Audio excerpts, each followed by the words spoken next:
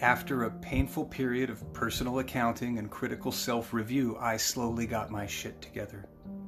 Dug 40 folded euros from the crevice behind the soap dispenser and smoothed the bills, counted them twice. Plugged the same half-inch niche with a foil-wrapped wad from my pocket and blew out the candle. A final volley of fireworks illuminated the rain coming down the hole in the roof. The drops flashed silver and red, falling through the TARDIS like sparks. I shoved my microcord case ahead of me through the door gap and slogged off through the mud in farty-sucking steps toward Trailer Town, the swampy, festival-furnished ghetto of rolling accommodation for event staff and supporting acts. I found my trailer, stepped out of my heavy boots, and climbed inside.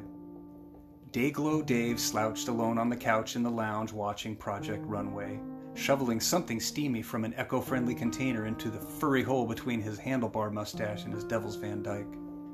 I collapsed beside him, wiggled my fingers in his face until he surrendered his food. I waved off his chopsticks and lifted the waxy brown box up to my face, tipped the contents in, and made a genuine American pig of myself. Dave sat up and squinted. He studied my face like a far-sighted man looking for a small town on a large map. "Robert Pattinson's been standing up for you on Twitter," he said. "Fuck him," I said. I sniffled and picked a stuck water chestnut from the side of the carton with my fingers. Dave handed me a napkin. "He won't take my calls," he said. I wiped my mouth, flipped the box to the floor, and pushed Dave to the end of the couch, threw a pillow in his lap, dropped my head on top of it, and released a fatal exhale as he pulled my curls apart, combing swirls and circles across my scalp, behind my ear. My locked jaw tempered, unscrewed, and relaxed.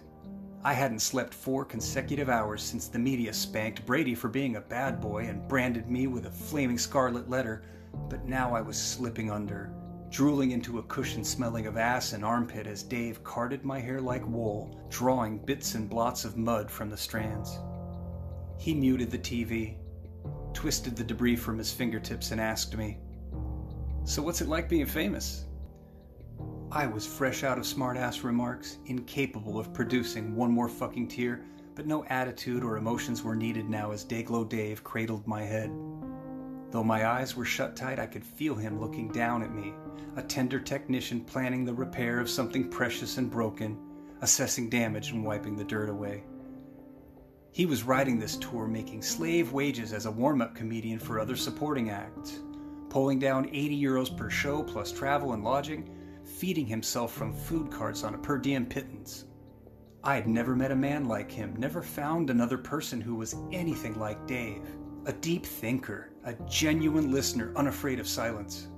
A living, breathing backyard Buddha telling your mama jokes and making obscene balloon animals on stage, then advocating veganism and Marxism after the show. Midwifing me through panic attacks with breathing exercises, a strong joint, and too many beers. Dave was the only person I trusted to confide in about my dislike for the new and improved Vincent. Vincent adored collecting broken toys, and by the 3rd stop on tour, he had a devoted flock of fuck-ups tamed and tuned in to his straight-edge tales of trauma.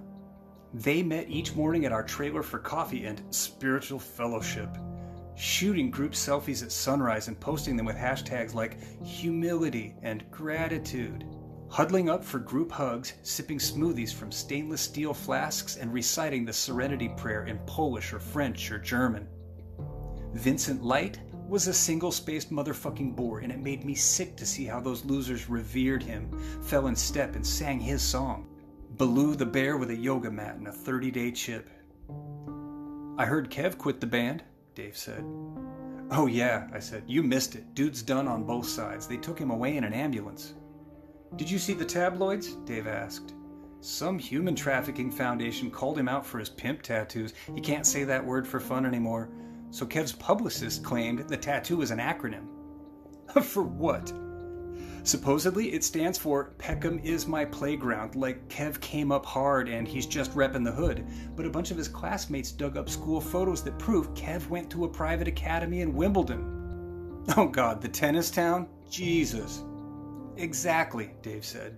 "I think Kev should have taken that misogynist hit on the chin and apologized, but he doubled down in a statement yesterday. Says he's on the road with Peckham for life. It's fucking hysterical." "Why is that funny?" Dave shrugged. I guess because Peckham's fucking rough. It's like to London what the South Bronx is to New York City, you know? That's where John Boyega's from, the first black stormtrooper. But Kev can't back that up. I mean, Jamie T's from Wimbledon and he's not ashamed of it. The guy's a sweetheart. I've opened for Jamie T. Kev makes Jamie T look like Ice-T and Body Count.